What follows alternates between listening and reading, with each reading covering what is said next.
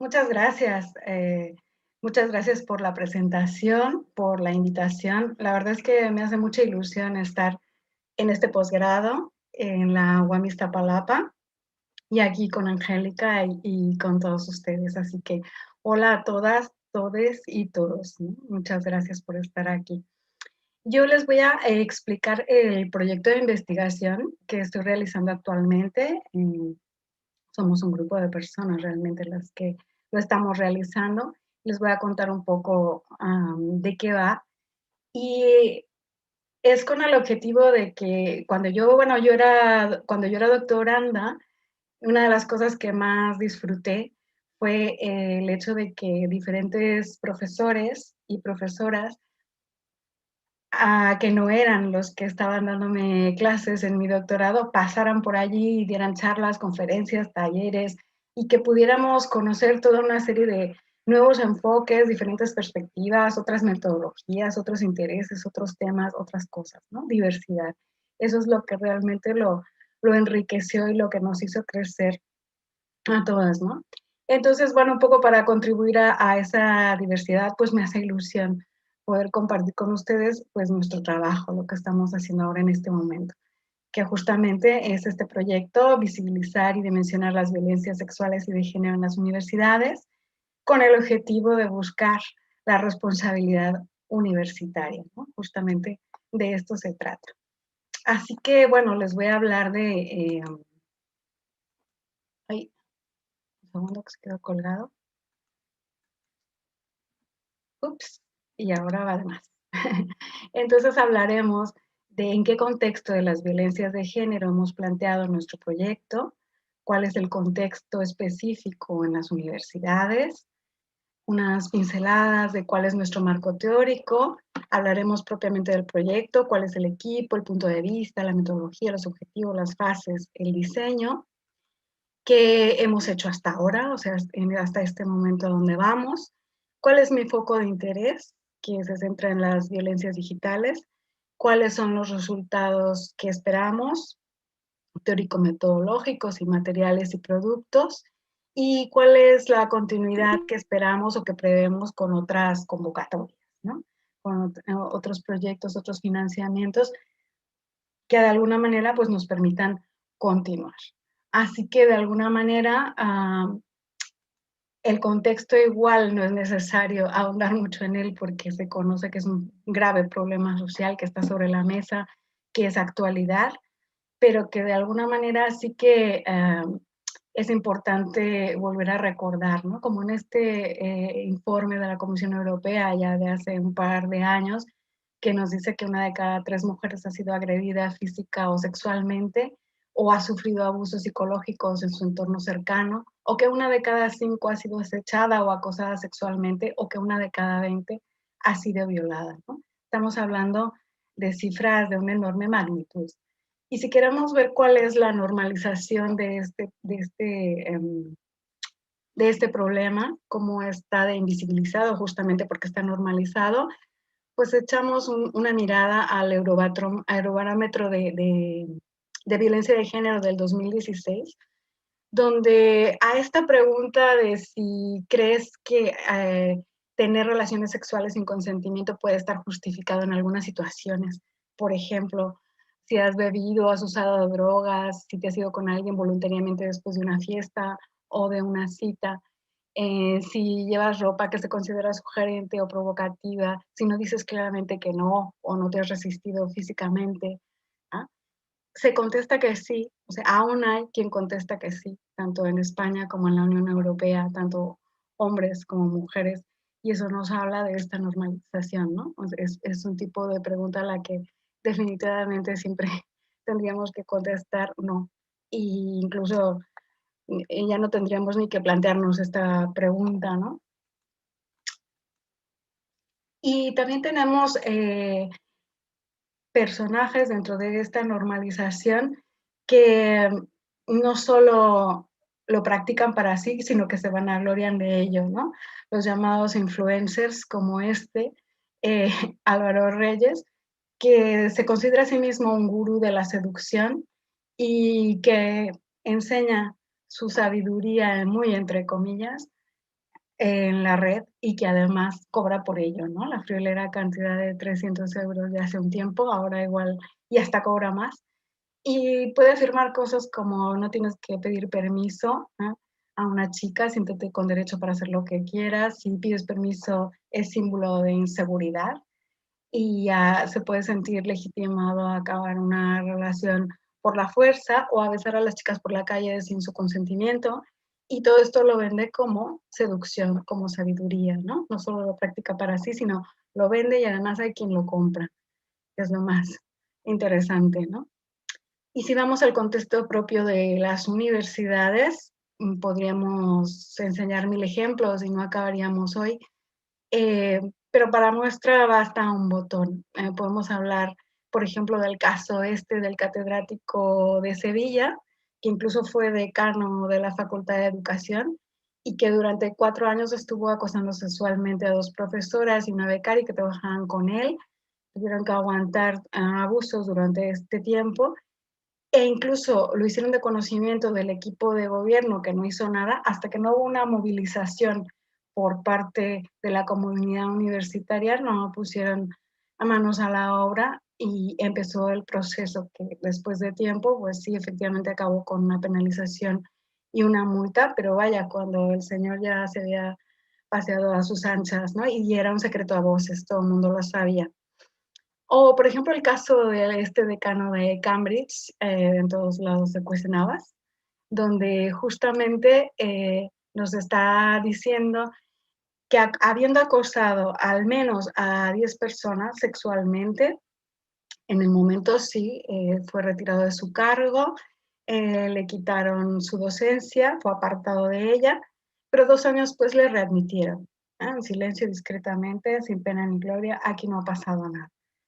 O como el caso del profesor de matemáticas de la Universidad de Santiago de Compostela, que siempre se refería o les comentaba a los estudiantes que le molestaba su escote, ¿no? Le distraía porque él no podía concentrarse para dar clase viéndolas, ¿no? Hasta que hubo una movilización por parte de los estudiantes y un varón que hicieron una performance desnudando sus torsos y con lemas en ellos, donde se quejaban de esta situación y le exigían, ¿no? Que terminara este tipo de vejaciones.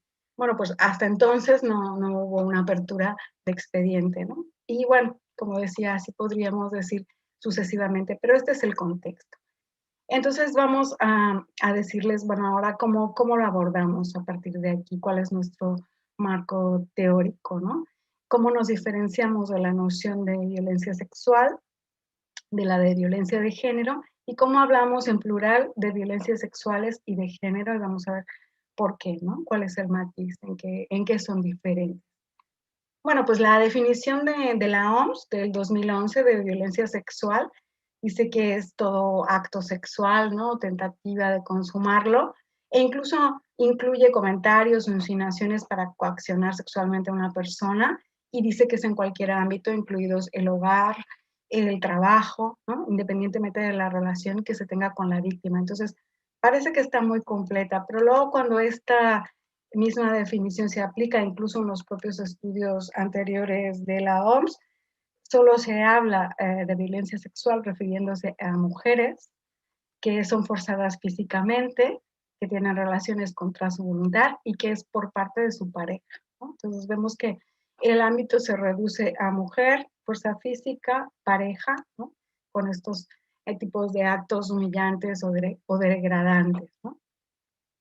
Así que vemos que esta definición de violencia sexual pues se está limitando a esta agresión física, muchas veces por parte de desconocidos, ¿no? Ese típico extraño malo que viene ya se comete un acto atroz y después, bueno, si pudiéramos acabar con él, acabaríamos con el problema, ¿no? Pareciera que solo eso es el asunto, porque se reduce a una dimensión interpersonal, ¿no? Víctima-agresor, pues si acabamos con el agresor, se acaba el problema. Y entonces se obvia cómo está involucrada a toda una cultura, a las instituciones, y que va desde la sexualización de la publicidad hasta la falta de regulaciones o mecanismos para abordar este problema, ¿no? También tenemos luego la definición de violencia de género, que ya nos habla, sí que nos habla de una relación de poder, de una desigualdad o de una subordinación en esta relación de poder, pero sigue hablando de hombres y mujeres, ¿no? Mujeres subordinadas a los hombres. Y también se sigue circunscribiendo al ámbito de parejas o exparejas, ¿no?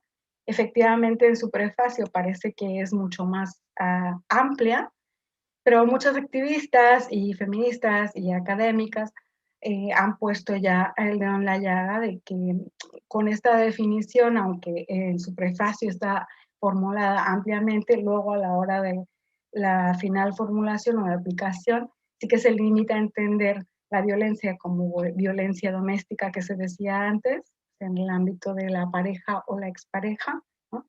Y entendiendo a esto, mujeres. Dejando de lado, pues justamente las necesidades o las especificidades de ciertos grupos, ¿no? Eso que llamamos los efectos interseccionales, ¿no?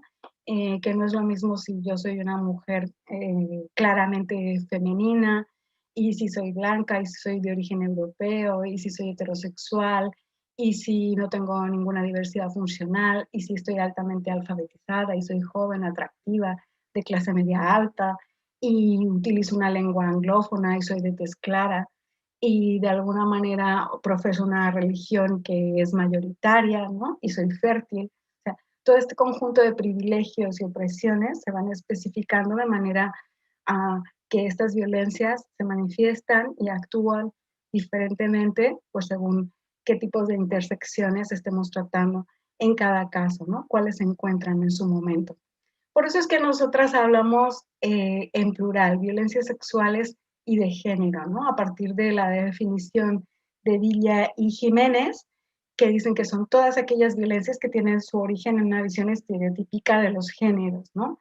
Y por supuesto, pues en las relaciones de poder en las que se basa, ¿no? Por eso, efectivamente, pues estas violencias pueden afectar principalmente a las mujeres o a los cuerpos de las mujeres, pero también a las personas no normativas sexualmente como lesbianas y bisexuales y homosexuales, o no normativas genéricamente como las personas trans o las personas queer, ¿no? Pero claro, también pueden ser blanco de violencias de género por sujetos que están inscritos en el género masculino, ¿no? Como por ejemplo cuando se les dice a los niños que no tienen que llorar o que no tienen que ser afectivos con otras personas del género masculino que están inscritas en él, ¿no? Entonces, la idea de entender la violencia de esta manera como una violencia estructural y como, digamos, basada en relaciones de poder, me parece muy importante. Y aquí es pertinente, a mí me gusta señalar esta diferencia que hace Ignacio Martín Barón entre las diferentes violencias, porque justamente nos habla de la violencia estructural como aquella que proviene de un orden social concreto, ¿no? En este caso, el patriarcal, y que de alguna manera es un orden violento porque justamente lo que hace es distribuir privilegios en función del sexo que se les asigna a las personas, ¿no? Nos ordena en tanto que géneros, nos asigna funciones, tareas, identidades, sentimientos, creencias, poderes, deseos, ¿no? Y todo lo que podemos hacer y no hacer, sobre todo pensar y no pensar, imaginarnos y no imaginarnos. Por lo tanto, ya en sí nuestras identidades de género proceden de una violencia fundadora, ¿no? Esta violencia de base es la que de alguna manera está sosteniendo este orden patriarcal y por eso se naturaliza y por eso pasa desapercibida, ¿no? La violencia interpersonal, en cambio, son todas estas agresiones que se producen para mantener ese orden. A quien se salga del redil, pues se le violenta para que vuelva a entrar en él. Pero es que son solo el efecto más visible de este orden, ¿no? Son, como son las visibles, o sea, estas agresiones que pueden ser físicas, simbólicas, morales, grandes o pequeñas, es lo que se considera o lo se suele considerar como la violencia en mayúsculas, por definición, ¿no? Pero es que son solo la punta del iceberg, lo que se puede ver, las herramientas, las expresiones de la violencia estructural, ¿no? Y ya que hablamos del contexto de universidades, también me parece pertinente hablar de esta violencia educativa que consiste justamente en la transmisión y reproducción de ese orden violento. Es decir, no solo se impone y se ordena, sino que además se exige y se legitima que se aprenda y se transmite y se reproduzca este orden, ¿no? En todas nuestras instituciones educativas. Y finalmente tenemos la violencia personal, que es la que consiste, una de las más perversas, que consiste en la aplicación sobre mí misma de esa violencia estructural, donde yo misma me ordeno para encajar justamente en ese conjunto de opresiones y privilegios que me han sido asignadas a partir del lugar que se supone que tengo que ocupar en esta sociedad. Entonces, la violencia interpersonal, la educativa y la personal, lo que son herramientas de control dedicadas al mantenimiento y a la reproducción de identidades adecuadas a este determinado orden social, ¿no? A esta estructura justamente. Por eso es importante entender que estamos hablando de, de estas violencias de manera estructural, ¿no? Y por eso esta definición en plural consideramos que incluye a la violencia sexual, también la que está basada en la preferencia sexual o en la expresión de género, que tiene en cuenta la incidencia de las relaciones de poder y que podemos entender con esta definición que hay violencia sexual incluso cuando se atenta contra la libertad sexual, aunque esté normalizado, ¿no? Por ejemplo, en los celos, ¿no? En la cultura heteropatriarcal. Por lo tanto, digamos, entendemos aquí el propio género, la propia noción de género como una forma de violencia o al menos de coacción que está imponiendo unos modelos socioculturales, ¿no? Por parte de un grupo dominante, o sea, donde se está decidiendo lo que tenemos que hacer a partir de pertenecer a determinado género, ¿no? Hacer y aspirar. Bueno, pues ¿cuál es el contexto? ¿Cuáles son los antecedentes y los estudios realizados en el momento en que nosotros planteamos este proyecto, ¿no? Por ejemplo, en este estudio de Feltas, nos dice que un poco más del 50% de las participantes sufrieron al menos un incidente de acoso sexual, uno de persecución y casi el 37% de un acto sexual no deseado. O sea, estamos hablando de grandes cantidades, ¿no? De ciertas magnitudes. Y entonces nosotros consideramos que los estudios realizados previamente nos proporcionan datos fragmentados e incompletos a partir de esta definición, ¿no? Que estamos haciendo en plural de las violencias sexuales y de género. Ya sea porque no se centran en toda la comunidad universitaria, sino solo en una parte, o porque se centran en solo uno de los aspectos de estas violencias, ¿no? Por ejemplo, tenemos el caso del estudio de Bosque y Navarro, que aunque se centra en toda la comunidad universitaria, solo habla de acoso, ¿no? O los estudios de Biles, que se centran en estudiantes, pero solo consideran la categoría mujeres, ¿no? Como si la violencia de género fuera solo violencia contra las mujeres. Y o tenemos los estudios de Díaz y Aguado, que aunque se centran también en la comunidad estudiantil, no han analizado la especificidad de lo que es vivirlas en la institución universitaria, ¿no? ¿Qué pasa allí? Y cómo se especifican estas violencias en la universidad. Tenemos solo alguno que se ha centrado en los efectos secundarios de estas violencias en las sobrevivientes y algún otro, como el de Bozal, que se centra en otra parte de la comunidad universitaria, profesores y personal administrativo, pero no en estudiantes ni en la institución. Es en este sentido que les vemos como fragmentados o incompletos, ¿no? Porque de hecho lo que faltaría es que toda la comunidad universitaria, personal administrativo y de servicios, personal externalizado, personal docente e investigador, estudiantado, toda la comunidad universitaria pudiera participar en definir cómo tiene que detectarse, cómo se tiene que pensar, cómo se tiene que entender este problema de las violencias de género en la universidad, ¿no? Entonces, pues consideramos que aún falta un análisis interdisciplinar y multidisciplinar de este problema. Si, por ejemplo, pensamos solo en el acoso, ya veremos que el acoso es grande y eso que solo nos quedamos en el acoso. Por ejemplo, en las 50 universidades públicas de España, en esta infografía que hizo Picara Magazine en el 2018.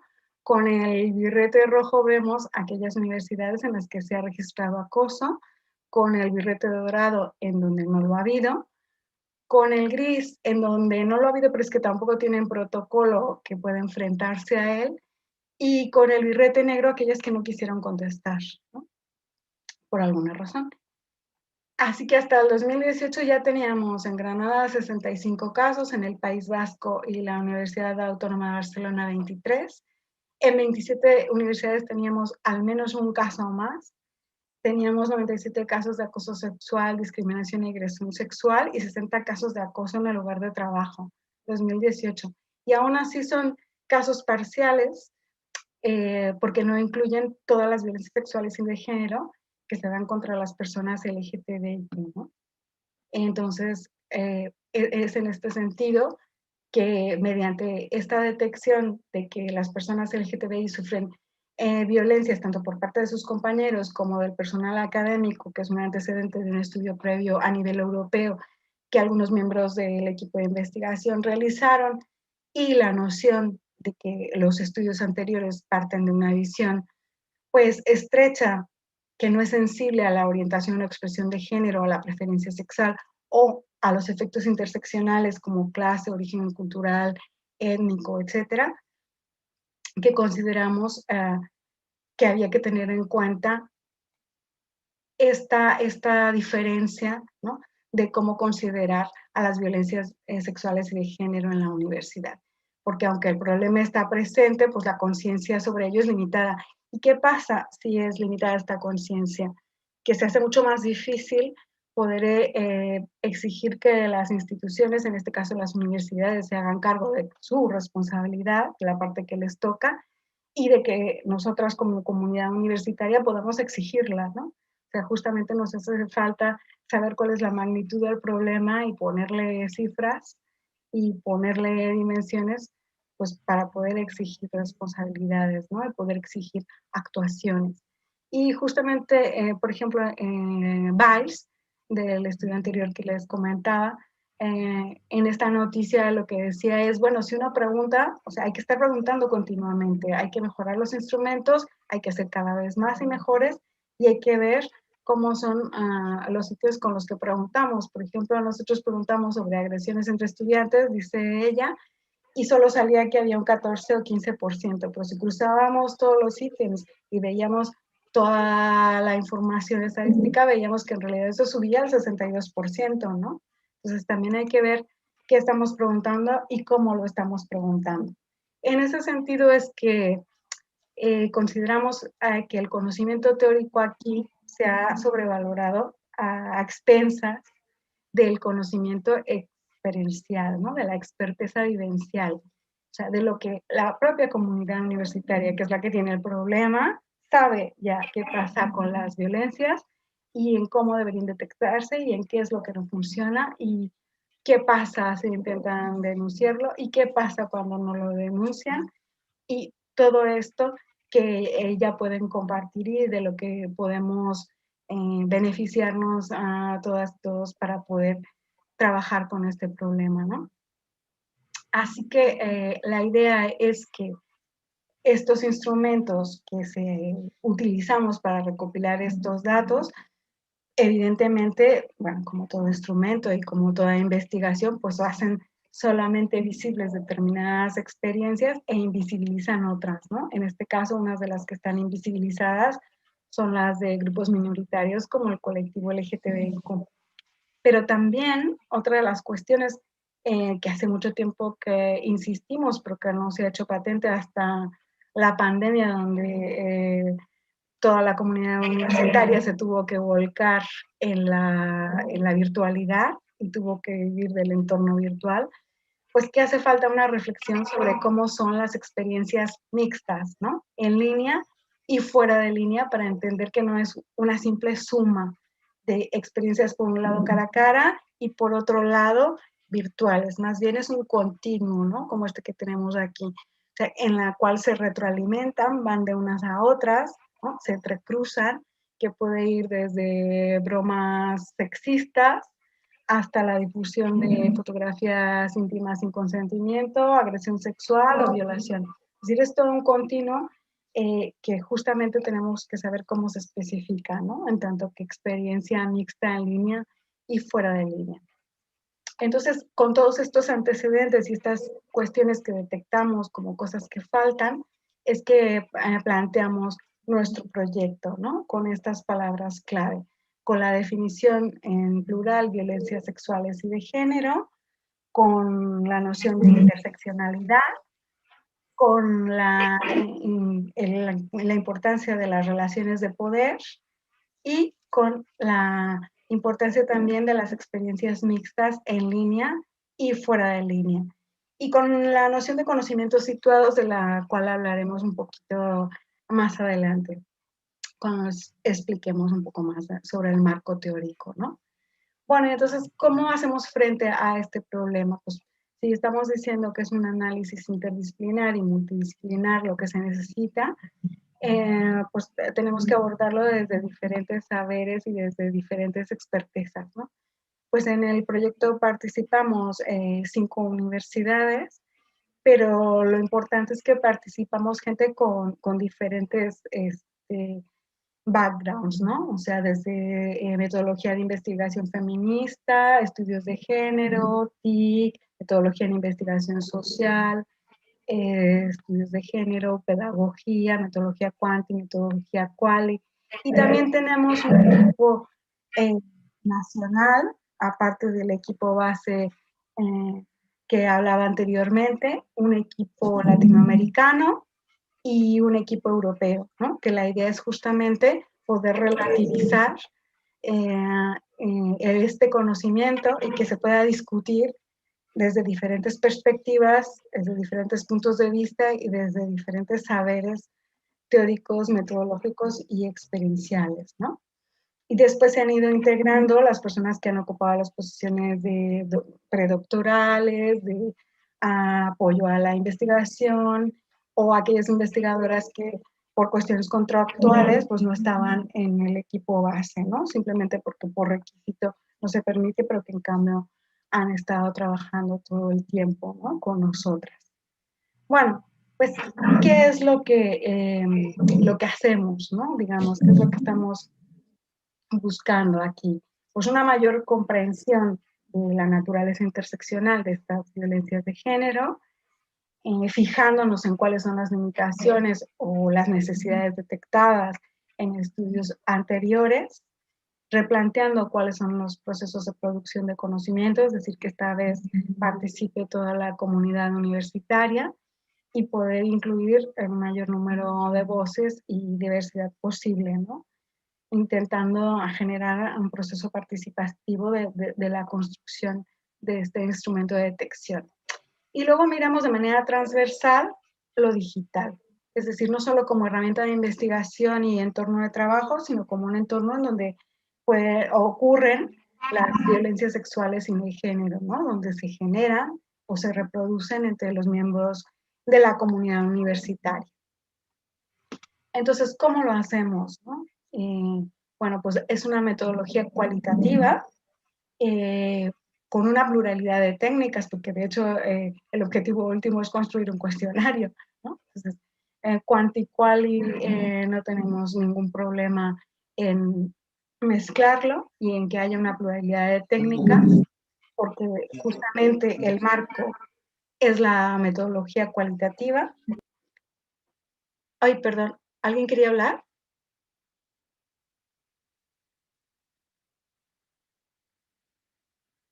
¿No? Me pareció que alguien había pedido la palabra. Pues sigo. Justo el marco. ¿Sigo? Vale. Justo el marco es esta metodología cualitativa, donde el valor es la pluralidad, ¿no? La multiplicidad de voces, donde entendemos que lo haremos a partir de la comprensión en términos de aprehensión con H, de agarrar tanto de manera intelectual como afectiva, el conocimiento, entendiendo que todas las opciones humanas son significativas, porque ontológicamente entendemos que en la realidad lo que existe es la persona como entidad genética material y que el lenguaje y cuerpo son inseparables, ¿no?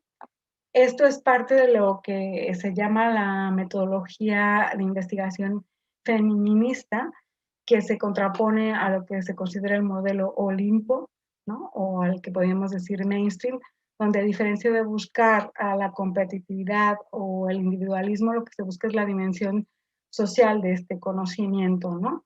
Donde no se trata de trabajar en un foro aséptico o aislado o cerrado, únicamente para los entendidos, sino que la producción justamente se comprometa con el entorno de transformación, ¿no? Con allá donde los problemas requieren ese conocimiento y donde se quieren aplicar determinadas soluciones.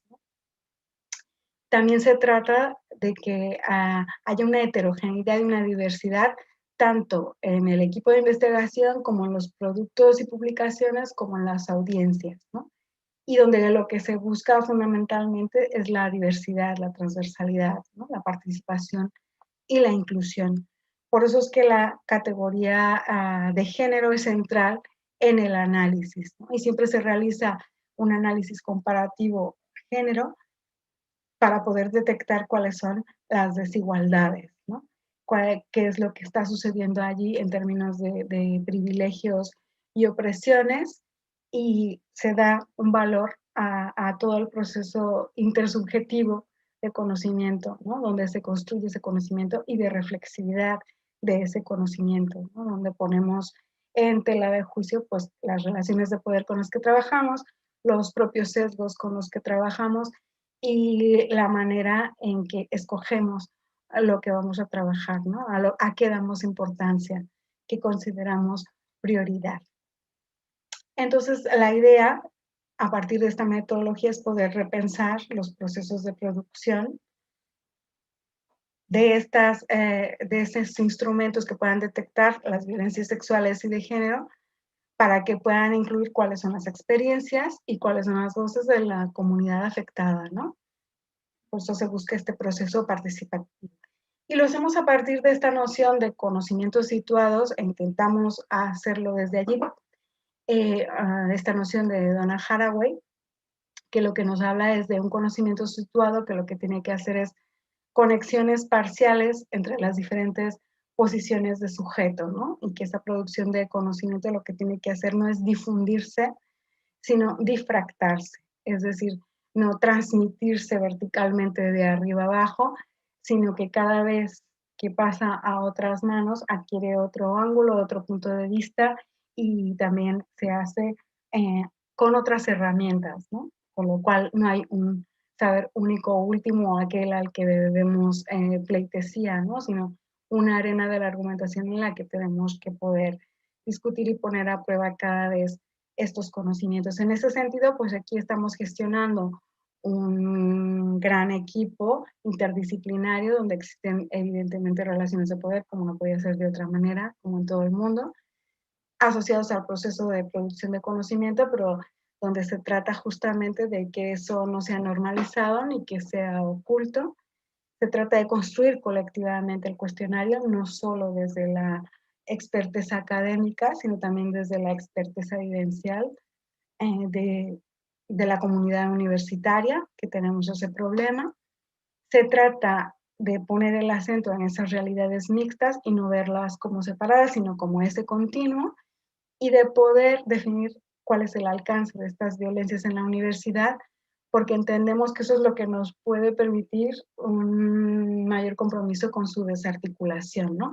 Es donde decía antes, podemos exigir responsabilidades, pero también podemos deconstruirla en toda su extensión, ¿no? Entonces, con esta pregunta de cuáles son las especificidades de estas violencias en la universidad, es que tenemos estos objetivos, ¿no?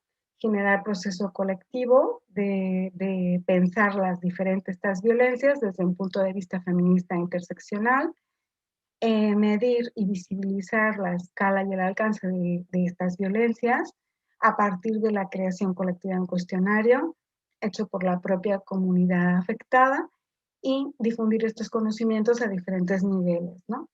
Local, nacional, internacional.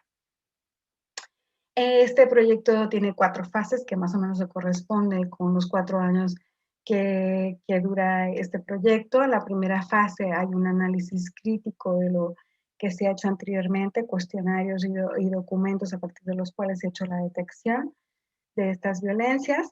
En la fase 2 y 3, en donde se hace el proceso participativo de creación de este instrumento y donde se genera un efecto secundario, que es que como vamos hablando, lo vamos discutiendo, lo vamos viendo entre la comunidad universitaria, entre diferentes universidades a nivel local, nacional e internacional, pues justamente hacemos más visible cuál es el problema de estas violencias y vamos empapando de esto, ¿no? Hablando más de esto, visibilizando más esto.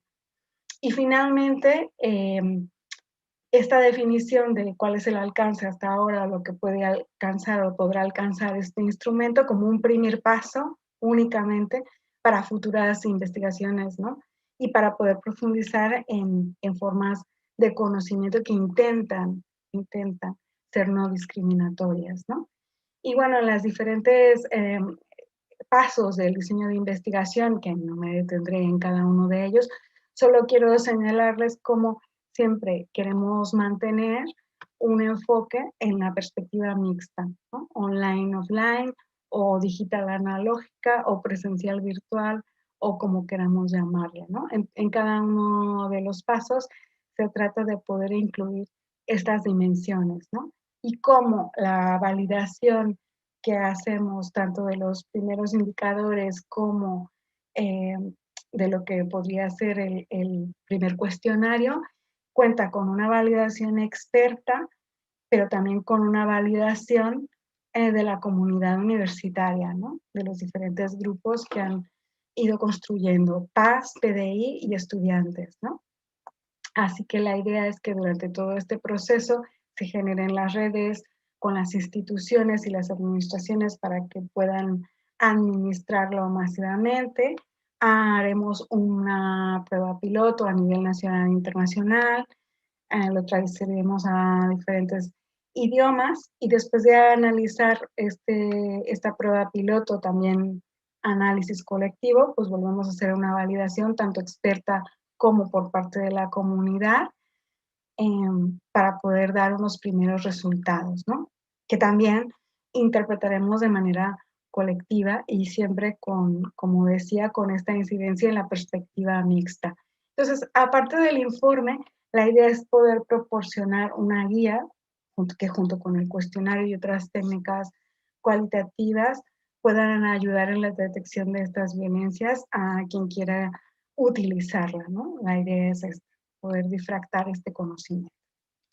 Bueno, pues, ¿qué hemos hecho hasta ahora? En dónde vamos, no? ¿Hasta dónde vamos? Vamos, hemos hecho el análisis de la literatura con este enfoque de realidad mixta, el análisis de los cuestionarios previos, la creación de la web, donde tenemos no solo todos los recursos y lo que vamos haciendo en la investigación, sino todo ello en lo que participamos, ¿no? Las diferentes charlas, clases, talleres, formaciones, todo lo que vamos realizando, pues está al alcance de quien quiera consultarlo. Y hasta ahora se ha realizado el mapa de recursos de Cataluña, de Euskadi y de Madrid, que son los que tenemos ahora ya disponibles, con todos aquellos recursos y centros que pueden ayudar contra las violencias sexuales y de género, ¿no? Donde están incluidos horarios de atención, tipo de servicios, recursos que hay, etcétera, etcétera, que pueden ayudar pues, a la comunidad universitaria a enfrentarse a esta situación, ¿no? También, ¿qué hemos hecho? Pues hemos hecho grupos de discusión específicos que comenzaremos a analizar ya en breve. Eh, como decíamos, grupos compuestos por la comunidad universitaria, esto es PAS, personal administrativo de servicios, PDI, personal docente investigador y estudiantado, pero de grupos que no han sido recogidos en la literatura previa sobre estas violencias sexuales y de género, ¿no? Por ejemplo, personas trans, diversas funcionales, con malestares psiquiátricos o psicológicos con o sin diagnóstico, personas racializadas, sobrevivientes de violencias de género, estudiantes en prácticas o que estén realizando trabajo de campo, porque estamos entendiendo la universidad no solo como el recinto de las cuatro paredes, sino todos aquellos espacios donde estamos realizando nuestra actividad universitaria, nuestra actividad académica, ¿no? Ya sea de docencia, de investigación o de estudio, ¿no? De formación. También grupo de carreras que son altamente masculinizadas, que es todo aquello que se conoce como STEM, ciencia, tecnología, ingeniería, matemáticas.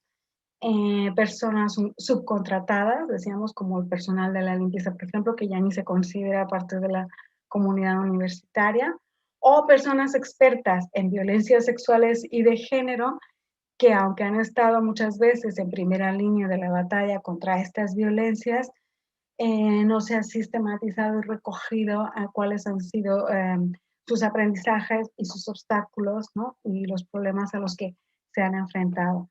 Entonces, la primera parte, antes de construir conjuntamente con todos los grupos heterogéneos de la comunidad universitaria nuestro cuestionario, es poder tener en cuenta todos aquellos que no han sido recogidos en la literatura previamente o que incluso no solo no han sido reconocidos, sino que ni siquiera son considerados como parte de la comunidad universitaria porque están invisibilizados, ¿no? Entonces, ahí estamos, en este punto. Dentro de este gran proyecto, ¿cuál es mi foco de interés? Bueno, fundamentalmente las violencias digitales, ¿no? Dentro de lo que es esta realidad mixta, online, offline, digital, analógica, pues me centro en la parte digital. Justamente ese es el foco de interés, pues por todo el trabajo previo que he realizado, ¿no? Entonces, ¿cómo entendemos estas violencias digitales? Pues según Serra, como estos actos de violencia machista que se cometen, se instigan o se agravan en parte o totalmente por el uso de TIC a través de diferentes dispositivos, diferentes plataformas y que son una violación de los derechos humanos fundamentales, ¿no? Y yo quería comentarles estos datos de la infografía de la directa del 25 de noviembre pasado a propósito del Día Internacional contra las Violencias de Género, como por ejemplo en la macroencuesta de la violencia contra las mujeres del 2019, se dice que el 40% de las mujeres declara haber sufrido abuso o acoso en línea al menos una vez, ¿no? O como el informe de Amnistía Internacional del 2017 nos dice que una de cada 4 personas ha sufrido abuso online. O en el estudio sobre la cibercriminalidad en España del 2019, hecho por el Ministerio del Interior, nos dice que entre 2016 y 2019 ha habido un aumento del 34% de estos delitos sexuales en línea, ¿no? Que tienen tipificados de esta manera. Y podemos ver por franjas de edad cuáles son las más afectadas. Y finalmente también tenemos el informe de Calala, Fundación de Mujeres, que me gusta resaltar porque se centra en aquellas mujeres que se han atrevido a destacar, ¿no? O a ser significativas, las que no se quedan calladitas y que de alguna manera pues, son defensoras de los derechos humanos, son activistas, son periodistas o académicas destacadas que están presentes en las redes sociales o gamers, ¿no?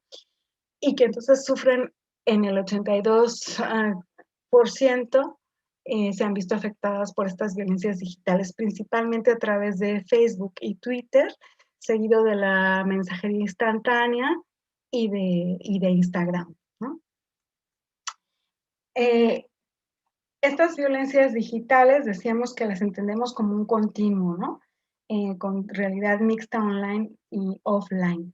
Bueno, para muestra de ello y como esta especificidad, quería enseñarles esta escala psicométrica de la ciberviolencia en parejas adolescentes de Cava y Buelga, que justamente nos dicen cómo en estas parejas donde han podido detectar la violencia física perpetrada, ya sea física, psicológica, relacional, etcétera, pues correlaciona con la ciberviolencia, ¿no? El ciberacoso o la cibervictimización. Es decir, saltamos de un lado a otro, están relacionadas y tienen que ver, ¿no?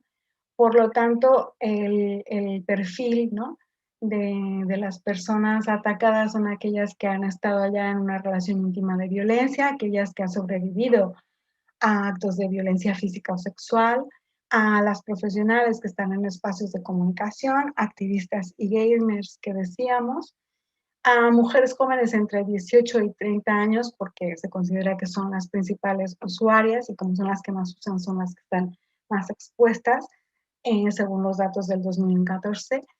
Y a diferencia de la agresión offline, ¿no? Donde el 70 o 80% de los agresores son conocidos, en la agresión digital es el 40% el que son conocidos, ¿no? Esto tiene como efecto que como más diversas son las mujeres, más riesgo corren y el efecto que se genera es de autocensura, ¿no? De mantener un perfil bajo digitalmente hablando, es decir, bueno, pues borro todo, me salgo de aquí, que equivale pues a encerrarte en tu casa y no salir más a la calle porque afuera todo está lleno de violencia, pues no podemos vivir así encerradas. Bueno, hemos podido en la pandemia de aquella manera, pero tampoco podemos vivir así encerradas sin poder transitar por el mundo digital de una manera libre y segura, ¿no? Justo por eso la ONU dice que la violencia digital puede afectar a algunos de los derechos digitales como la privacidad, la identidad, la libertad de expresión, la participación en la vida pública, la reputación y la dignidad, y que esto puede conducir a estas formas de violencia, ¿no?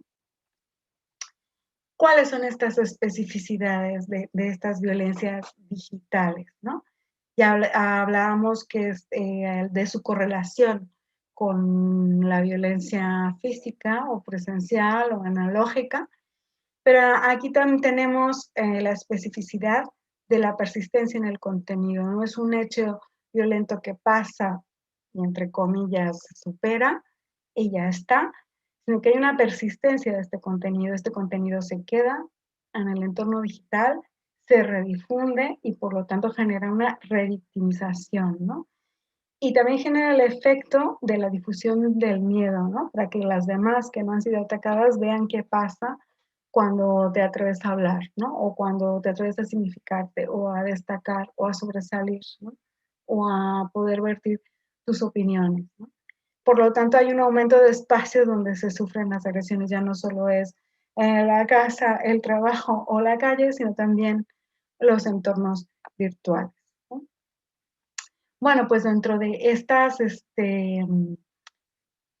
estos objetivos del proyecto, ¿cuáles serían, digamos, las tareas en las que está relacionado mi foco de interés, ¿no? Pues justamente al desarrollar una comprensión más compleja de estas violencias de género con respecto a las realidades mixtas, línea fuera de línea, hacer visibles estas especificidades para facilitar que la universidad reconozca sus responsabilidades, porque dice, no, hasta aquí se acabó la universidad, para allá no. El grupo de chat en el que toda la clase trabaja ya no es mi responsabilidad. El Moodle, bueno, puede que sí, pero ya sé que total no lo usan muchos estudiantes, ah, etcétera, etcétera, ¿no? ¿Cuáles son estos espacios en los que están pasando estas violencias y cómo se van retroalimentando? Y el diseño del cuestionario basado en esta visión más amplia.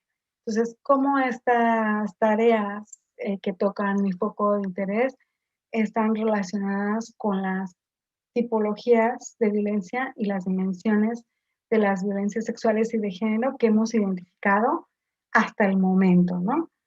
Bueno, pues entre quiénes pasa, entre PAS, PDI y estudiantes, también entre amistades, familiares, parejas, conocidos, desconocidos o personas jurídicas o colectivos, cómo está sucediendo esta violencia en la universidad. ¿Y qué es lo que pasa? Acoso sexual por razón de sexo, por orientación sexual, por expresión de identidad de género, violencia física, psicológica, sexual, comportamiento verbal y no verbal no consentido. ¿Qué es lo que está pasando? ¿No? ¿Y a través de qué? ¿No? Y es aquí donde fundamentalmente me interesa. Hay algunos que sean de base tecnológica fundamentalmente. Bueno, pues de esta manera, a partir de entre quiénes pasa y qué pasa y a través de qué, relaciono mis focos de interés. Y luego con respecto a las dimensiones, por ejemplo, tenemos la espacial, es donde ocurren las violencias. Aulas, despachos, tutorías, seminarios, bibliotecas, laboratorios, gimnasios, estos espacios públicos universitarios, ¿no? Como la explanada, la plaza, etcétera. Pero también, y en el entendido de que no son las cuatro paredes, el trabajo de campo, las prácticas, las excursiones, los viajes, los congresos, el after work, ¿no? Esa parte donde se toman decisiones sobre lo que se va a hacer en la universidad, porque no es el recinto de la universidad, ¿no? De alguna manera, espacios digitales, solamente digitales o mixtos, ¿no? Ahí está tocando mi foco de interés. Y luego la dimensión interseccional, cuáles son las condiciones específicas de las personas para sufrir o resistir a estas violencias, ¿no? Hay algunas que ponen en más riesgo a la víctima por quejarse o que hace menos probable que sus quejas sean tenidas en cuenta o que el infractor no sea sancionado de una manera significativa o que le generan un entorno tóxico. ¿Cuál es la relación de poder? Hay una relación de poder directa. ¿Cuál es el estatus social o jurídico o la presión social del entorno, ¿no? ¿Y cuál es la dimensión estructural, no? Hay servicios, instrumentos institucionales de prevención, de información, de actuación delante de estas violencias, dentro y fuera del campus, o hay desprotección, hay impunidad de las personas agresoras, hay revictimización, cuál es la intensidad de esta violencia, su duración, su recurrencia, las afectaciones, ¿no? Bueno, pues todo esto, en estas dimensiones, espacial, interseccional, poder y estructural, cómo se relacionan. ¿Están en realidades mixtas, online, offline? ¿Cómo funcionan? Pues es aquí donde también está mi foco de interés. Y recordemos que todo esto lo hacemos para buscar responsabilidades, no para buscar al culpable, pero sí para buscar responsabilidades desde la comunidad universitaria y desde las propias instituciones, ¿no? Que no sean entendidas las violencias sexuales y de género como una cuestión interpersonal, como decíamos, donde el problema es el agresor y la víctima, ya ellos, ya sabrán si denuncian o denuncian, si se arreglan o se arreglan, y si penalmente se le castiga o no, no. Lo que estamos buscando es que dentro de las universidades se garantice el acceso de las personas a una vida libre de violencias sexuales y de género en el ámbito universitario, sea online o offline, digital o analógico, ¿no? Estas violencias se tienen que investigar desde la universidad. Hay que incorporar una perspectiva de género en la docencia y en la investigación, pero de manera transversal, ¿no? No de manera anecdótica con una charla o un pequeño tema, ¿no? De una manera en que cubro la cuota y ya está, sino donde toda la revisión, la literatura, el modelo de trabajo, la evaluación, el planteamiento incluye incorporar una perspectiva de género, donde se dejan de normalizar prácticas basadas en estos estereotipos de género y donde la universidad dice, bueno, ¿yo qué voy a hacer? Ese es el problema que hay en la sociedad, pues claro que se reproduce aquí, bueno, pues al menos cuestiónalo activamente y pon medidas, ¿no? Que cese el encubrimiento, el enlentecimiento de los casos y que se deje de comportar la institución de manera corporativa delante de estas situaciones, ¿no? Y qué hay sobre la prevención, la atención, la sanción, ¿no? Si hay estatutos, protocolos, reglamentos y si evalúan su implementación, si hacen un registro estadístico de los casos, si hay reparación del daño, que es lo más importante, que lo que suele pasar es que no la hay, ¿no? Y que hay una revictimización, ¿no? Pues esta es la idea. ¿Qué pasa con las responsabilidades de las instituciones? Bueno, ¿cuáles son los resultados que esperamos obtener a nivel teórico-metodológico, esta reconceptualización de estas violencias a partir de la perspectiva interseccional y feminista? Unas recomendaciones metodológicas para poder definir el alcance de este problema a partir de las aportaciones de la comunidad universitaria, difracciones, ¿no?, de estos conocimientos colectivos a diferentes niveles, local, nacional e internacional. Recordemos que la idea de difracción es cómo alguien más se apropia de estos resultados y los interpreta y los trabaja de manera diferente a la tuya, con otros recursos, con otros enfoques, y va generando red a partir de aquí, ¿no?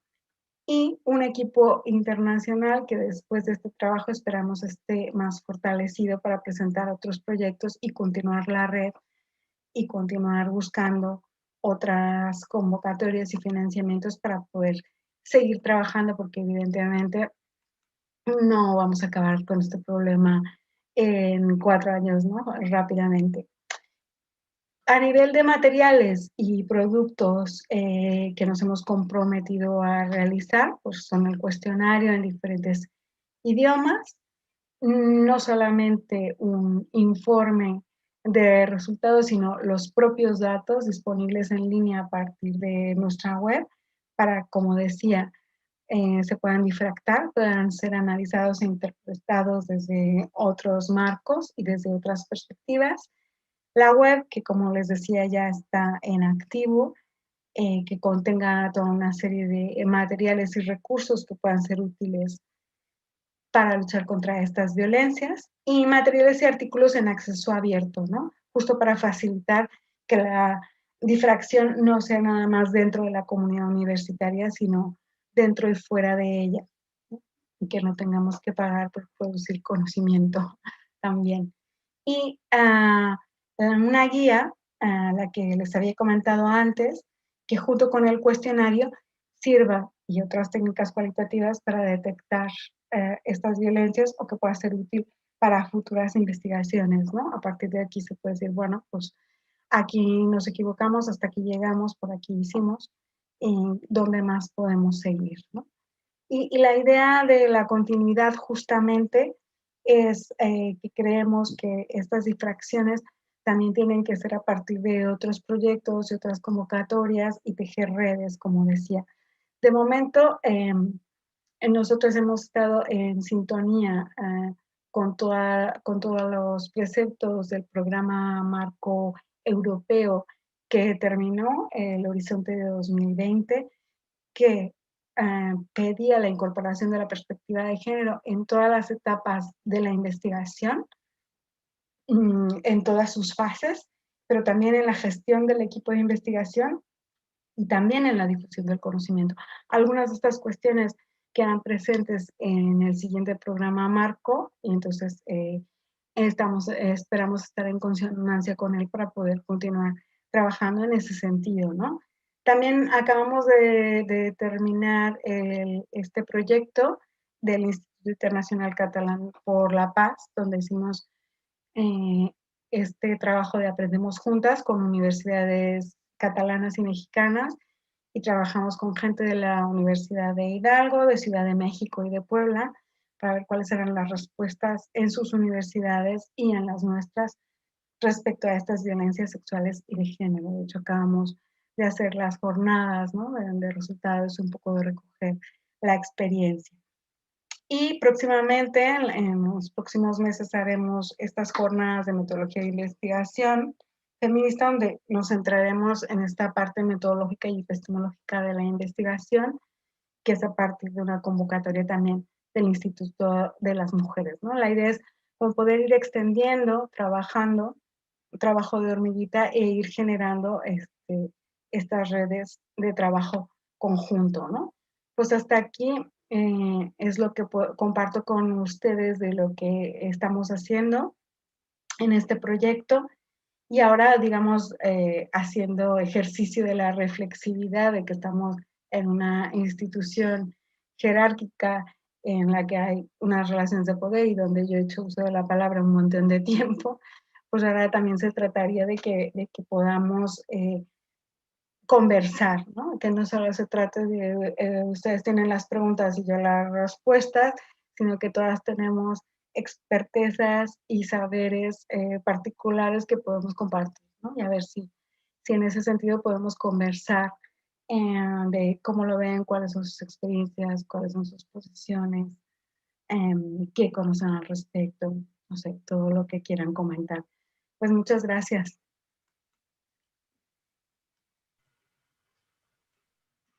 Muchas gracias a la doctora Adriana Gil Juárez. Muchas gracias, Adriana. Yo creo que habrá mucho que conversar. Quizás podríamos hacerlo directamente, o si no, si no se animan, pues pueden usar el chat para hacer sus preguntas. Elizabeth Cervantes, sí, adelante. Hola, ¿qué tal? Buenos días aquí en México, son días todavía. Sí, buenas noches, Adriana. Ya es muy tarde, ¿no? Bueno, yo soy Elizabeth, soy estudiante del doctorado y justo mi investigación es sobre la violencia de género en los espacios universitarios. Pareciera que en México ya estamos avanzando y entonces ya la UAM, bueno, mi estudio se centra en la UAM, la casa de donde estoy estudiando. Y bueno, en este momento ya tenemos un cambio en la legislación universitaria, tenemos la transversalización de género, tenemos instancias de atención a la violencia, bueno, hay un montón de cosas, pero pareciera que es un avance, pero en realidad hay muchas dificultades. Y bueno, uno de mis grandes problemas es justo qué de todo eso quiero estudiar. A mí me llama mucho la atención cómo justo ustedes empiezan a pensar en las características específicas de la violencia sexual y de género, porque creo que es un problema que está muy presente, ¿no? O sea, hemos abordado, se ha estudiado la violencia casi pensándola desde los términos de violencia doméstica que se ha establecido, ¿no? O sea, pensamos en esos términos y no hemos reparado, no hemos especificado cómo se vive en los espacios universitarios o en el ámbito, ¿no? Me parece así muy interesante lo que están haciendo. Me llama la atención cómo ustedes definen a sus grupos no considerados, ¿no? Que en la literatura, como las personas expertas, los trans, ¿no? Como todos estos grupos que señala. Y bueno, creo que es fundamental porque tampoco se ha analizado esos grupos, ¿no? Ahí me surge una duda, que es una de mis preguntas, es ¿qué ha pasado allá en España con las colectivas feministas o con las colectivas que dan acompañamiento a las personas que han vivido violencia en los espacios universitarios? Porque no siempre son como institucionalizadas, ¿no? O reconocidas o forman parte de un grupo de investigación, sino están como aisladas, ¿no? Y también en muchas ocasiones han vivido violencia, entonces me parece que también es interesante. Y el papel de las feministas, ¿no? Ahí, ¿no? Esa es como una pregunta que le haría de cómo está la situación allá. Y bueno, me deja pensando en muchas cosas. Por ejemplo, una de las entrevistas que hice fue una persona trans y que justo pasa por esta violencia virtual, pero que se presenta en los espacios universitarios, ¿no? En los pasillos, en el comedor. Entonces ahí me llama la atención y creo que puedo obtener bastantes datos de ahí. También quisiera hacerle la pregunta sobre la diferencia entre acoso y hostigamiento. Acá en México lo tenemos como muy claro, que es a partir de una relación jerárquica, pero en todas las diapositivas nada más noté que hablaba de acoso y creo que, por ejemplo, en el caso de Costa Rica, igual no hacen una distinción así, por una cuestión legal, ¿no? Pero igual dejaría como la pregunta hacia usted. Y bueno, pues agradecer mucho su presentación. Me quedan como muchas dudas, muchos comentarios, pero para no robar tanto tiempo, igual sería interesante si podemos seguir en contacto después. Muchas gracias. Gracias, Elizabeth. Sí, no sé si alguien más quiera sumar preguntas para hacer un comentario más amplio, ¿no? Sí. ¿Quién habló? ¿Sandra Amelia? Sandra Amelia Martí. A ver, te escuchamos, ¿sí? Muchísimas gracias. Saludo, bueno, creo que es Guam Iztapalapa. Estamos comunicándonos desde Guam Xochimilco, de Guam Xochimilco. Muchísimas gracias por este maravilloso evento y muy agradecida con la doctora Adriana Gil Juárez por esta magna conferencia. La he podido escuchar solo la mitad y espero que pueda quedar grabada para poder volver al día en la otra mitad.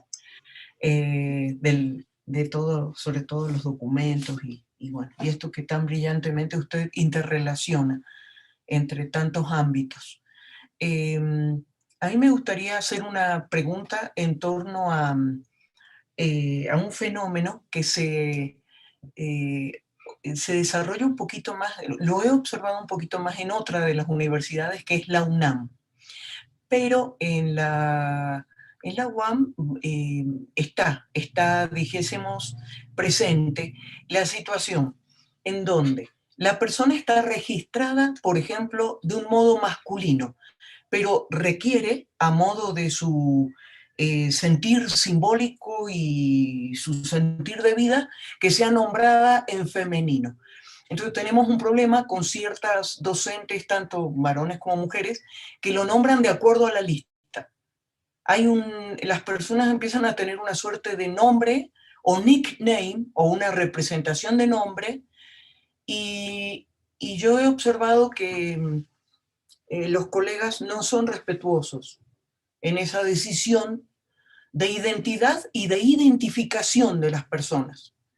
Y un claro desarrollo lo tuvo una colega, una compañerita de la UNAM, comienza como varón, ella termina su carrera de pedagogía como mujer, y la UNAM está estableciendo toda esa nueva documentación, porque ella tiene nuevo pasaporte, nuevo IFE, nueva identidad, pero la universidad quería, y ahí está, en el dilema, si el título queda en masculino o si el título queda en femenino. Entonces a mí me parece que esta parte de las legislaciones, que también es una parte de nuestra responsabilidad universitaria, sobre este tránsito que tienen las personas, esta movilidad no cristalizada, porque la identidad politizada se piensa como una identidad quieta, fija en el tiempo, y entonces me gustaría saber cómo ustedes han podido solucionar alguna de estas situaciones, y también en relación al convivir cotidiano, cómo en estas reglas de nuestros usos, costumbres y modos, cómo trabajar esta perspectiva de género con docentes, mujeres o varones, que están totalmente no queriendo tener esta corresponsabilidad que amerita que la universidad la geste y la practique. Muchas gracias, Adriana. Muchas gracias a Sandra Amelia Martín. Vamos a escuchar a Carolina Álvarez, y ya con esas 3 participaciones le damos la palabra a la doctora Gil Juárez. Buenos días a todas y a todos. Bueno, primero agradecerle por la ponencia, doctora Adriana. Me parece un tema muy pertinente, sobre todo que trasciende los propios intereses de investigación, ¿no? Y que pues se ha puesto sobre la mesa a raíz justo de volver a la experiencia de ser mujeres transitando por los espacios académicos, ¿no? Entonces, pues me parece un tema muy, muy pertinente. Estoy pues muy feliz, ¿no?, de que se abra este espacio para poder conversar y escuchar otras experiencias al respecto. Yo, en su investigación me pareció muy pertinente como toda esta reflexión sobre la diversificación de los sujetos, de las sujetas involucradas y también de los espacios, ¿no?, en donde pueden ocurrir estas violencias. Tendemos mucho a pensar que la universidad se restringe solo al espacio físico, cuando hay un montón de actividades vinculadas justo a nuestros quehaceres, como el trabajo de campo, como incluso estas tertulias, ¿no?, en congresos, en foros, etcétera, ¿no?, donde también pueden ocurrir este tipo de violencias. Entonces, concretamente mis preguntas son 2, creo que son más de orden teórico, pero me gustaría saber qué piensa al respecto. Sobre todo con el concepto del consentimiento, ¿no? Porque pareciera como si se pensara que el consentimiento depende como de estas decisiones individuales, digamos, circunscritas a una situación específica, en donde alguien que tiene una posición de poder sobre ti te pregunta, ¿no? ¿Quieres salir conmigo? Hay que ir por un café, etcétera. Y entonces pareciera que libremente puedes decidir sí o no, cuando justamente hay toda una estructura que te coerciona, ¿no?, en ese momento.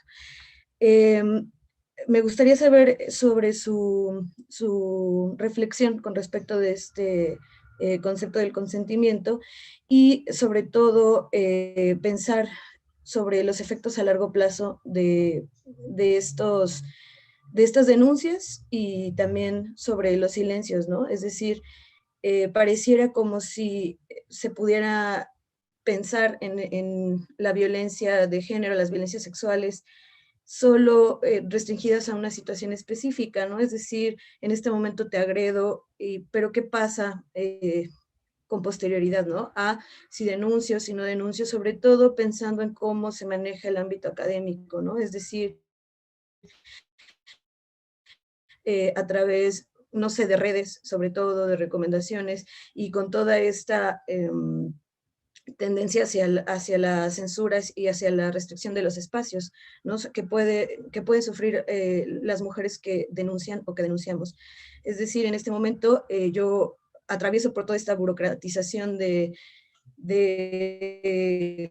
las instituciones universitarias para poder decir, ah, bueno, tal o cual persona me agredió, me acosó, etcétera, pero también creo que hay unas implicaciones a largo plazo, ¿no? Es decir, la pérdida de oportunidades, no sé, para publicar, para meter en congresos, para publicar artículos en revistas, etcétera, justo por estas redes de poder que están protegiendo en complicidad a quien acosa, a quien violenta de esta manera, ¿no? Entonces, para no llevarme más tiempo, me gustaría saber sus reflexiones al respecto de estos dos temas. Gracias.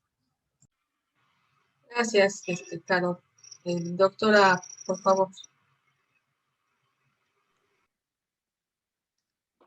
Ay, gracias. Se me ha ido un poquito la voz, igual por conexión, como que hoy ahí, igual no me quedé con algunas de las cosas, así que ya me vuelven a comentar, si acaso, igual no hay todo, ¿no? Pero bueno, sobre el tema del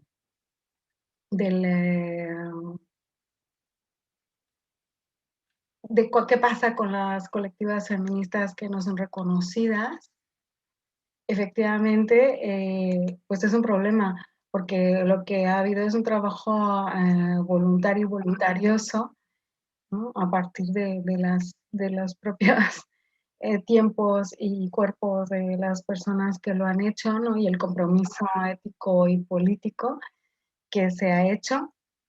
Pero claro, de eso no se puede subsistir. Por ejemplo, hace no mucho que cerró aquí el colectivo Tamaya, que era, bueno, emblemático, ¿no? En apoyo y en acompañamiento contra la violencia sexual y de género. Y claro, ¿qué pasa? Cierra, pues porque no hay subsidios, porque se deja de poder financiar este tipo de cosas. Y claro, cuando viene una pandemia se dice que es lo importante, pues nunca es importante en nada que tenga que ver con los problemas que no son los de los privilegios, ¿no? Entonces, evidentemente es lo primero que cae, lo primero que se deja de lado.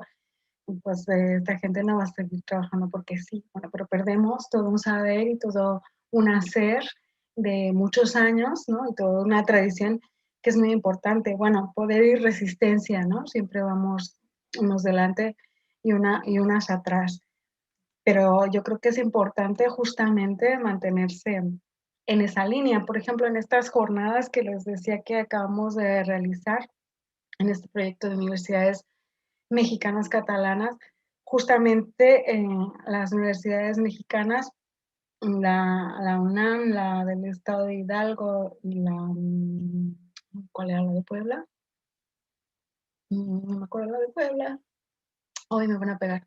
Pues esta de Puebla, nos comentaban justamente como una de las diferencias que veíamos es que todo lo que se había podido realizar en México era a partir de la gran movilización que había habido, ¿no?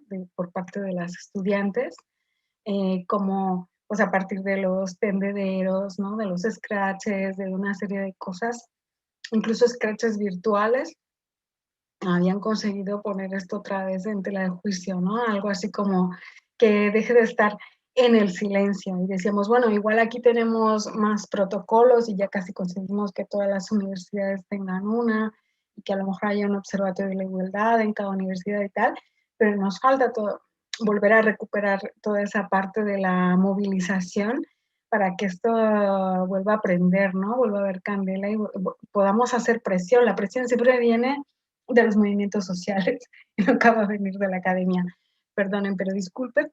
Viene de los movimientos sociales. Entonces necesitamos esta parte también para poder actuar, ¿no? Entonces veíamos un poco estas diferencias. Bueno, ya ha habido, a lo mejor podemos compartir saberes y haceres en cuanto a cómo hemos institucionalizado eso, pero nos falta la otra parte. Pero al mismo tiempo, bueno, las colectividades feministas, pues evidentemente están resistiendo, están haciendo un trabajo encomiable, pero también están sufriendo todos los efectos de la crisis, ¿no?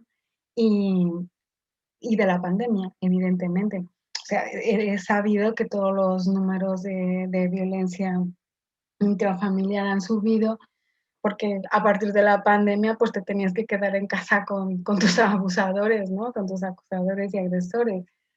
Y bueno, se puso toda una, por ejemplo, en Baleares, se puso en marcha una campaña a través de las farmacias que se les involucró a partir del ayuntamiento y tal, de cómo era pedir ayuda de manera discreta, ¿no? Y cómo decirlo en la farmacia y que la farmacia entendiera que lo que necesitabas era esta ayuda y poder hacer, bueno, es decir, como buscando formas creativas, ¿no? A partir también de este intercambio que, bueno, Sandra comentaba que era de Xochimilco, pues conocimos a Guiomar Rovira, no sé si la conoces, que nos ha dicho que, bueno, está trabajando por allí también en este sentido y que justamente una de las cosas que se había conseguido en México era poder pensar en una figura como una mediadora estudiante. A veces es difícil ir y hablarle a las autoridades porque, insistimos, estamos en una institución jerárquica y de poder con una tradición bastante retrógrada en muchos sentidos. Pues vas y te expones a esa revictimización y a esos casos. Bueno, pues a veces la figura de esta mediadora estudiantil a la cual explicas la situación y después te ayuda o te acompaña a poder exponer tu caso, pues nos pareció súper interesante, ¿no? Cómo se pueden generar maneras de trabajar en este sentido que puedan tener en cuenta esta especificidad en donde estamos paradas, ¿no? ¿Cuál es esta institución y cuáles son los problemas que hay? O como decías, ¿quién eras, Carolina? No me acuerdo. Es que te tenía de este lado por acá y ahora ya, y ahora ya no te veo. Pero hay que, por ejemplo, preguntabas de qué pasa con el consentimiento, ¿no? Cuando se supone que es... ¿Quién era, Angélica? Era Carolina. Era Carolina, vale. Sí, era yo. Gracias, Carolina. Sí, que preguntabas por eso del consentimiento, pues efectivamente no podemos obviar, ¿no? Y por eso hablábamos en nuestra definición como relaciones de poder, no podemos obviar que estamos en esas relaciones de poder. ¿Cuál consentimiento, no? Y que evidentemente vas a decir que sí o que no en función de todas esas cuestiones, pero te van a decir, bueno, tú has consentido. Pues no exactamente, ¿no? No he consentido, pero tampoco quiero perder todo el resto de cosas, o no me quiero jugar toda mi carrera a tal, ¿no? Por eso es que siempre hablamos de que, bueno, la denuncia, tampoco tenemos que obligar a la denuncia es voluntaria porque tiene todas unas consecuencias, porque te generas una...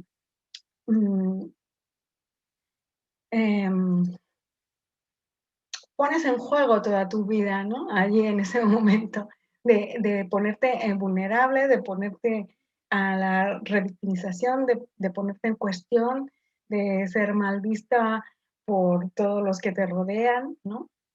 Y que entonces ahí lo que se necesita es un acompañamiento. Por eso hablamos de que lo que hay que pedir en cuanto a responsabilidad universitaria es que haya una reparación del daño y que no haya una revictimización.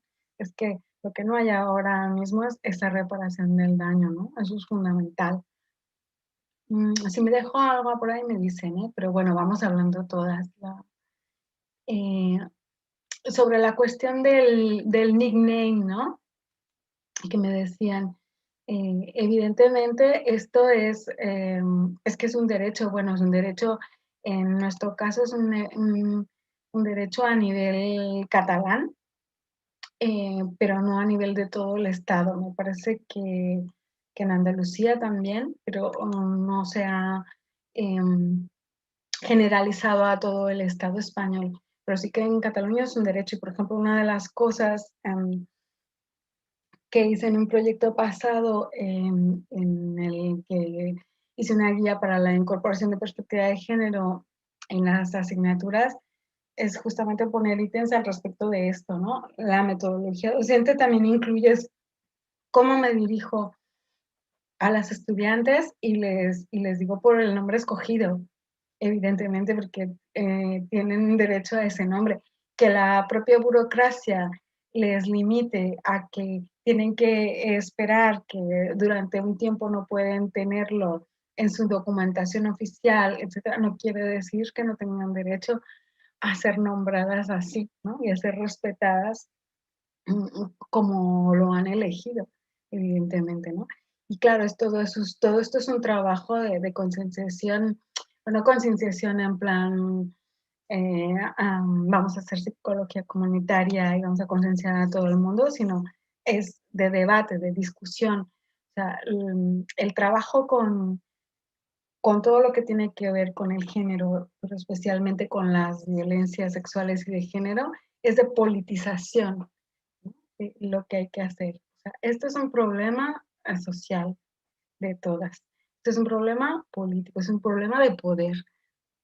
Y es un problema que requiere soluciones a ese nivel, a nivel social, de movimiento social, a nivel político y a nivel de relaciones de poder, poder y resistencia, ¿no? Justamente. Pues no sé qué más. Seguimos comentando, si quieren. Seguimos comentando, no sé quién quiera participar.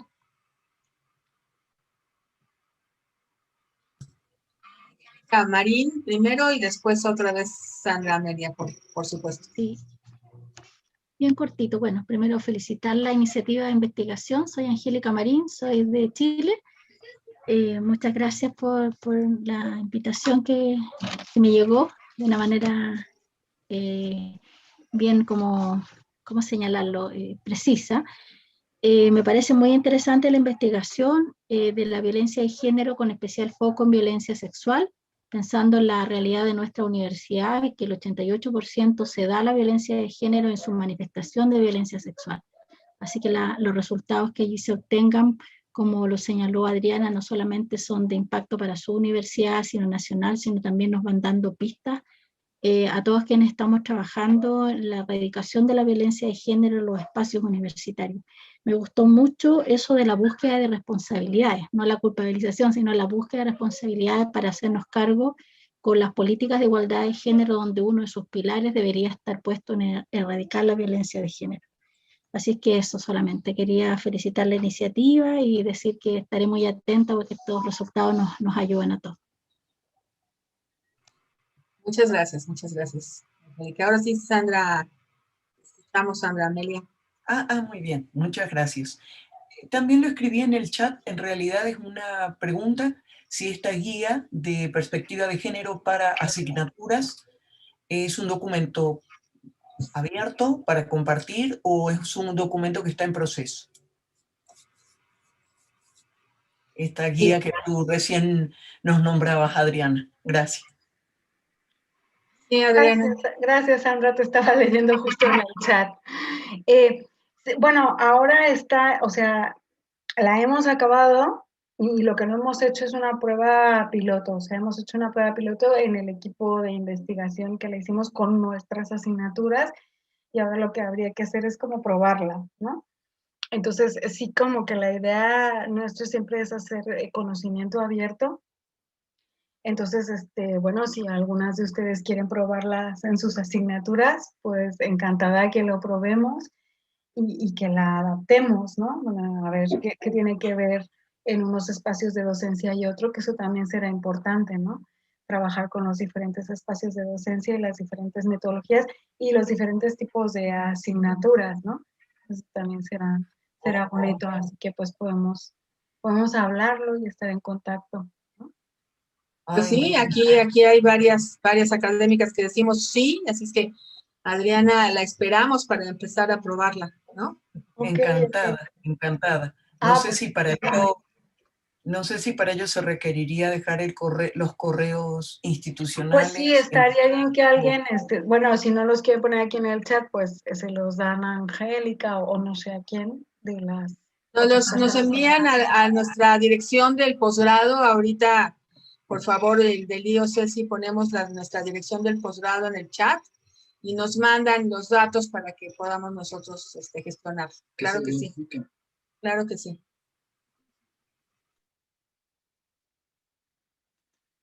Y muchas gracias, Angélica, por tus palabras. Bueno, realmente estamos hablando de violencias sexuales y de género de las dos. No es que solo nos centremos en las sexuales, sino que intentamos que las sexuales, su concepción no sea tan estrecha, sino que integre también aquellas por orientación sexual, ¿no? Etcétera, etcétera. Pero sí, muchas gracias. Perfecto. Ya está en el chat la dirección de nuestro posgrado para que ahí nos escriban. No sé si alguien más quiera comentar algo. Son las 12:30. Pues estamos todavía con tiempo, con algunos minutos para poder comentar. ¿Alguien más que se anime a comentar algo?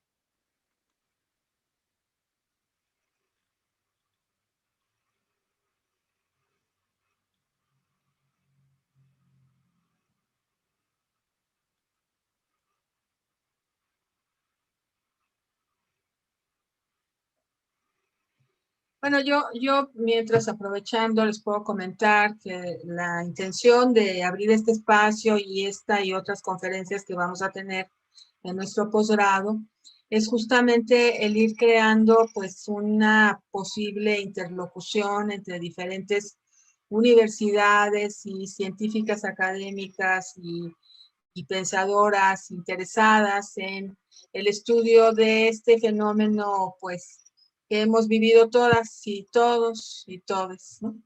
El ejercicio de la coerción y del poder que implica pues una estructura vertical, desigual, etcétera, pues está presente en las vidas que hemos vivido. No importa el tipo de persona que sea, ¿no? Y bueno, más allá de eso, la posibilidad de poder ir generando una red de interesados en estos temas. Entonces, bueno, pues esta es la primera conferencia en ese sentido, pero tenemos más, tenemos un ciclo de conferencias en donde habrá otras participantes con temas muy interesantes. Así es que si nos mandan sus datos, seguramente les tendremos al tanto de estas nuevas conferencias y de esta ejercicio. Estamos, digamos, arrancando en el camino de poder establecer esas interlocuciones y pues ya estaremos dando a conocer nuevos emprendimientos, nuevos proyectos al respecto. Yo no sé si haya alguien más con algún comentario o si la doctora Adriana Gil Juárez quiera comentar algo más. Ya iremos entonces cerrando, no sé. Bueno, a mí me gustaría oírles a ustedes, ¿no? Sobre todo. Pero sí que ahora que comentabas, ¿alguien está hablando? No. No, no. Ahora que comentabas de esta estructura jerárquica, sí que una de las cuestiones fundamentales y específicas de la universidad es los saberes, ¿no? A que se nos imponen, esta violencia educativa que decía, estos son los autores que hay que alabar, este es el conocimiento que se tiene que rendir cuentas y pleitesía, esto es lo único que se puede considerar válido, ¿no? Y además, si a ello le sumamos que aunque seamos 90% de mujeres, el 10% de hombres son los que acaparan la palabra, son los que son jefes de departamento, son los que son los catedráticos, son los que son los jefes de los proyectos de investigación, pues entonces al final dices, pues sabes que voy y me doy una vuelta, ¿no? Vamos a ver por otro lado qué más hay. Entonces, por eso la idea es poder siempre buscar la construcción de este conocimiento en la universidad y fuera de la universidad, ¿no? O sea, tejiendo esta red con los diferentes espacios. Pues decía que este poder por conocimiento, no hay otra que ejercer la resistencia desde los movimientos sociales y desde el propio conocimiento, otras metodologías, otros enfoques, ¿no? Otras autoras y más diversidad de opiniones en la producción académica, ¿no? Por ejemplo, estudiando la relación de género y tecnología, que son en los proyectos anteriores que he hecho, bueno, qué difícil es que se pueda, que una inteligencia artificial pueda reconocer la voz de una mujer. Pues claro, porque si los que están en el equipo haciéndole resulta que son hombres, pues solo les reconoce a ellos, ¿no? Y además, si hablan un inglés estándar, porque si hablan un inglés puertorriqueño o de otro tipo, pues ya no, ¿no? Entonces, claro, o sea, como mayor diversidad tengamos, son las necesidades y los intereses de los diferentes grupos los que se van a ver en la producción de ese conocimiento, ¿no? Así que pues ahí tenemos que estar con todas nuestras especificidades y todas nuestras intersecciones, ¿no? Sí, claro que sí. Está levantando la mano José. José. Hola, igual primero me gustaría agradecerle a la doctora Adriana por su presentación del día de hoy. Y bueno, lo que me gustaría como decir es tanto un comentario, pero también es como una pregunta. Como ya sabemos, dentro de las universidades existe como esta impunidad hacia aquellos profesores, profesoras, compañeros administrativos, trabajadores, etcétera, que ejercen este tipo de violencias, ¿no? Y es la institución también la que se encarga continuamente de defenderles, de encubrirles, de silenciar a las personas, a las víctimas que están intentando como llevar a cabo los procesos de denuncia, ¿no? Y creo que es también una manera o una forma en que la estructura, estas estructuras de las universidades, pues se encargan como de mantener y de reproducir las relaciones de poder que existen dentro de ellas.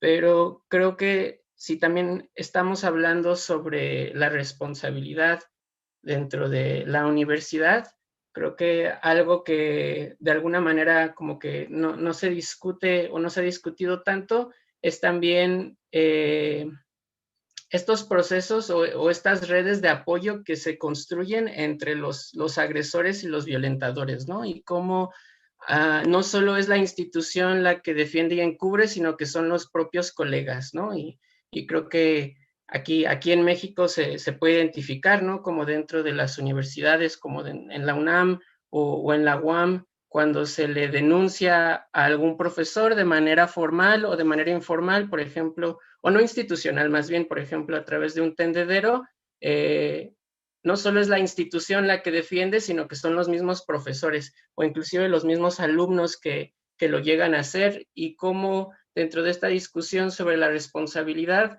me parece que no solo hay que visibilizar, nombrar y buscar, ¿no? Como esa justicia hacia quienes o en contra de esas personas que agredieron o violentaron, sino también buscar la manera en que se pueda hacer responsables a estas redes o estos círculos de poder, de colegas, de amigos, ¿no? Que creo que ahora se habla mucho sobre no sé, sobre cómo esta alianza o esta complicidad entre hombres, ¿no? Por lo general, pero no sé, también mencionar que en ocasiones no solo son los hombres colegas quienes defienden a sus amigos, los agresores, sino que inclusive también pueden ser profesoras, ¿no? Creo que hemos, a lo largo de mis años como estudiante dentro de las universidades, pues creo que es algo que he logrado identificar también, ¿no? Y y cómo el reto entonces para las personas que se están organizando, como ya mencionaron las colectivas feministas u otras organizaciones estudiantiles, el reto no solo es entonces afrontar a la institución que no quiere atender, que muchas veces no quiere reconocer o que no quiere nombrar esas violencias que existen, sino también implica hacerle frente pues a este conjunto, ¿no? de profesores o inclusive a la misma comunidad estudiantil que también en un afán como por, no sé, como por mantener el prestigio hacia cierta figura, pues llegan a defenderla, ¿no? Creo que en una clase que llegamos a tener dentro de la maestría hablamos sobre cómo muchas veces también son estos agresores y estos violentadores los que fungen como de alguna manera como porteros hacia el espacio académico o hacia los espacios de investigación, ¿no? Porque por lo general son estas figuras que tienen un gran poder simbólico dentro de las universidades, ¿no? Y entonces, ¿sabes? Afrontarlos, denunciarlos, nombrarlos, pues implica también de alguna manera como vulnerarte, ¿no? Vulnerar a las personas que están llevando a cabo ese proceso de denuncia, porque de alguna manera confrontarlos implica que te están cerrando, ¿no? Las puertas hacia el mundo académico, ¿no? Y entonces, no sé, creo que hablar de esto de la responsabilidad, pues no solo es una cuestión de hacia la institución o hacia quienes agreden, sino también hacia los colegas, ¿no? Hacia los compañeros, hacia los alumnos que también sostienen, digamos, o permiten que se sigan reproduciendo esas violencias cotidianas dentro de la universidad, o las universidades en este caso. Sí, José, muchas gracias. A ver, Adriana. Sí, pues me ha gustado mucho, gracias José. Sí, tienes toda la razón. Bueno, en este caso lo que pasa es que estábamos hablando de la responsabilidad universitaria, ¿no? Pero evidentemente es una responsabilidad colectiva. Y de hecho uno de los enfoques que utiliza Vanita Sutherland en el Reino Unido es el bystander con la Pam Maldred y la gente del proyecto USB React. Justamente lo que utilizan es cómo los que están alrededor pueden romper esa cadena de permitirlo, ¿no? De estar de acuerdo, de dejar que suceda, ¿no?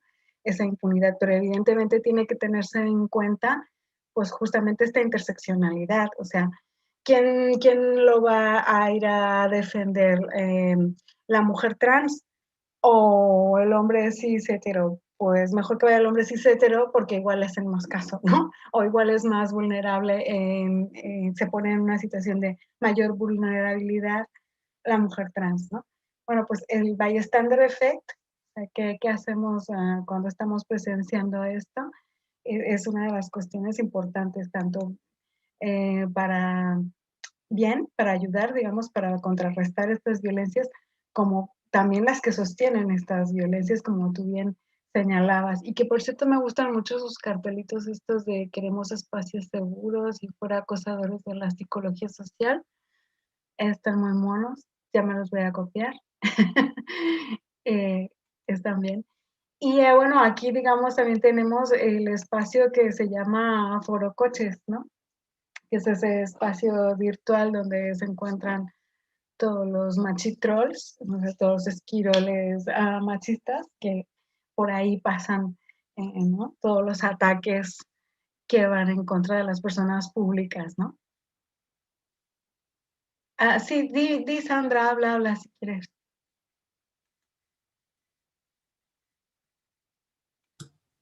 Muy bien. Es la que levantó la mano, ¿no?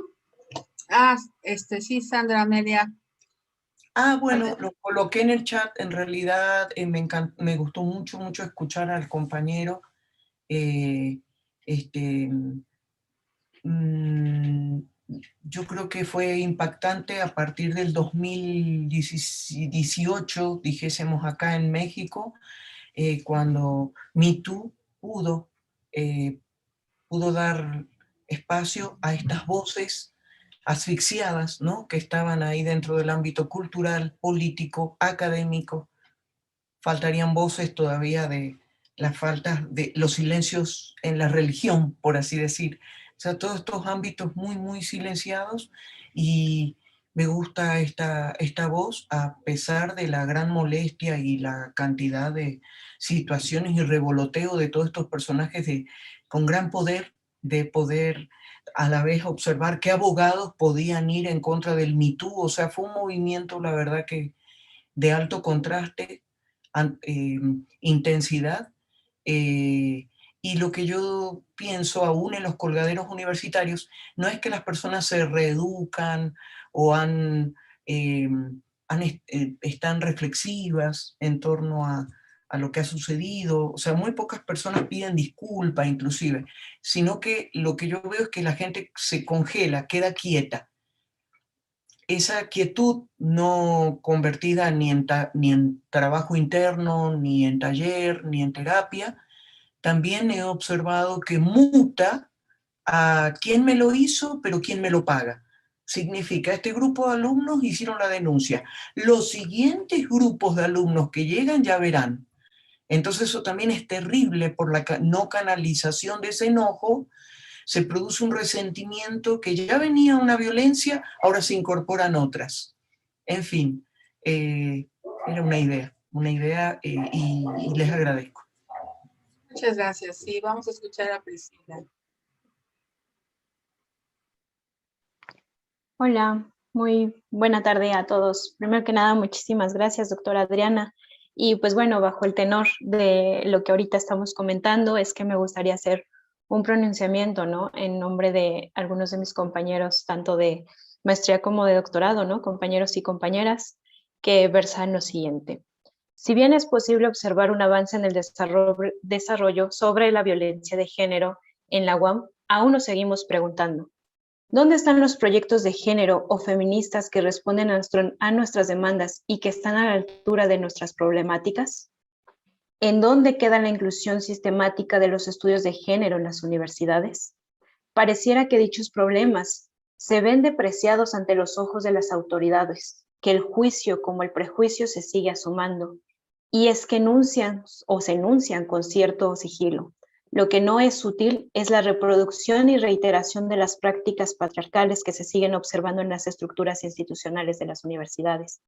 No bastan protocolos de acción para proceder a una denuncia por violencia, sino que también hacen falta medidas para la intervención, tal cual la prevención y atención a las víctimas, talleres informativos, estímulo y cuidado de la salud mental, así como un castigo significativo a los victimarios. Lo cierto es que la justicia existe solo en la mente de quienes no han tenido que experimentar el acoso en carne propia. Y cuando se hace, se convierte en un acto de rutina que se ejecuta solo como una fachada para calmar las demandas. Acciones que poco valen cuando los problemas son aún más profundos. ¿Hasta cuándo seguiremos en medio de paliativos? ¿Hasta cuándo los acosadores se seguirán resguardando en sus trayectorias académicas? ¿Y hasta cuándo se seguirán acogiendo en las salas protectoras de los funcionarios que gozan de más poder en las instituciones? El tema no es nada sencillo. Sin embargo, para nosotros no es opción vivir en el silencio, ni con miedo, frustración, ansiedad y desamparo. Gracias, es cuanto. Sí, muchas gracias, Priscila. No sé si Adriana... Sí, muchas gracias, Priscila, muchas gracias. Qué emoción. Efectivamente, la cuestión de estas dinámicas de poder es justamente por eso allí hay que poner el acento, ¿no? En estas dinámicas de poder, porque es una de las cosas que caracteriza estas violencias de género en la enseñanza superior, ¿no? Los abusadores utilizan su carisma, ¿no? De sabios para hacer creer que encima las agredidas son privilegiadas, ¿no? O que son elegidas, ¿no? Por alguien tan inteligente y tan admirado y que promete recompensas académicas o de cualquier tipo, ¿no?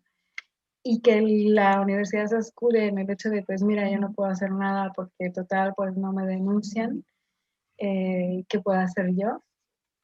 Bueno, pues claro que se puede hacer, ¿no? Muchísimas cosas.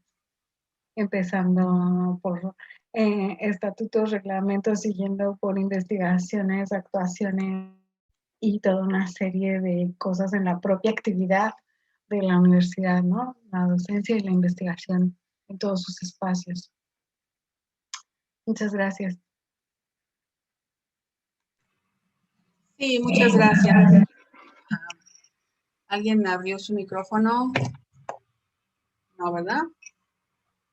Bueno, yo quería también comentar, a mí me parece que desde la psicología social, te saludan desde el Instituto Nacional de Psiquiatría, que algo te sonará. Yo quería comentar, a mí me parece que una manera, dentro de muchas posibles, de estudiar algo muy psicosocial, está, digamos, desde mi punto de vista, en el centro de esta problemática que vivimos hoy en día, tiene que ver con algo que yo llamo el privilegio del ser hombre, que es, digamos, esta característica, esta manera de relacionarse con el mundo, que desde muy chiquitititos los niños averiguan cuando, por ejemplo, al niño que le quitó el juguete a la niña en la guardería, ve que llegan corriendo porque la niña lloró y cargan a la niña y le dicen, ya, pobrecita, pobrecita, ya, cálmate. Y cuando es al revés y la niña le quita el juguete al niño y el niño es el que llora, llega corriendo para cargar a la niña y decirle, ¿qué le hiciste? Regrésale su juguete. Ese privilegio del ser hombre que habría que indagar y que habría que desarrollar, está en los niños y las niñas, y está en los papás y en las mamás, y está en los hombres y en las mujeres, y está en todos y en todas y en todas.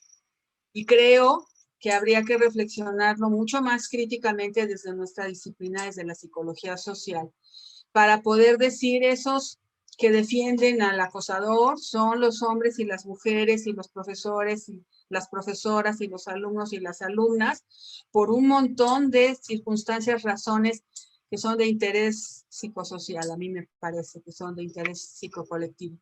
Y que el decir que estoy en contra o a favor en términos muy de posicionamiento político circunstancial, le quita valor, digamos, a la problemática central, que es una problemática estructural, esta idea de las violencias estructurales que yo también trabajo, implica justamente que hay algo que tenemos que desatar, un nudo que tenemos que desatar, para el cual nuestra disciplina sí nos posibilita, y ahorita sí estoy hablando como coordinadora del posgrado, creo que desde la psicología social hay mucho que estudiar y mucho que aplicar y mucho conocimiento que desarrollar. Solo quería hacer ese comentario. Y tenemos una mano levantada y son las 12:52. A la doctora Adriana yo le dije a la 1 terminaríamos. Entonces, a ver, Elizabeth Cervantes, por favor. Sí, rapidísimo. Bueno, creo que la teoría feminista y los estudios de género han abordado mucho esto, ¿no? Desde la teoría queer se habla justo de la violencia de género, de cómo se nos imponen estas identidades, y creo que es muy interesante. Creo que debería haber un seminario en el doctorado donde abordemos más esto. O sea, es muy rico escuchar a la doctora Adriana con todo esto, pero creo que nos faltan como elementos para seguir abordando e estudiando, ¿no? Creo que hay como una apuesta muy grande desde la psicología social que necesitamos trabajarla con una mirada feminista y desde los estudios de género. Creo que hace falta esto, ¿no? Y creo que se siente un poco desde el llamado, ¿no? Del comunicado. Muchas gracias. Muchas gracias, Elizabeth. Adriana. Solamente secundarla, sí, desde la psicología social hay mucho que revisar, desde las teorías hasta las prácticas, pero mucho, mucho. Y muchos ánimos, me encantará escucharlas. Sí, muchísimas gracias a todas y a todos y a todes. Son las 12:54. No sé si alguien más quiera tomar estos minutitos que sobran para hacer alguna participación. Y Angélica Marín, ¿sí? ¿No? Ah, ok. No sé, ¿alguien más que quiera participar?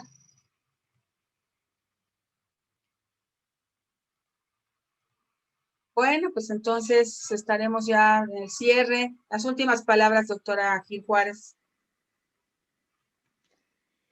Bueno, que ha sido un placer escucharles, estar aquí y que, como decía alguna de las participantes, ojalá haya más espacios, ¿no? Que no sean anecdóticos, que sean recurrentes y que sean de trabajo también, ¿no? No solo para compartir trabajos ya hechos, sino para trabajar conjuntamente. Sí, esa es una idea con la que me quedo aquí y seguro pronto estarás planteándose algo más. Les agradezco a todas, a todos, a todas. La participación hubiera sido más intensa, ojalá, pero bueno, pues fue la primera conferencia del trimestre. Vamos a ver cómo van las siguientes. Muchas gracias a la doctora Adriana Gil Juárez. Buenas noches, Adriana. Ya no sé qué horas serán por allá. Las 9 casi. Ya se pasó la hora de la cena. Muchas gracias por tu tiempo. Muchas gracias a todas y a todas. Nos vemos. Que estén muy bien. Gracias. Gracias.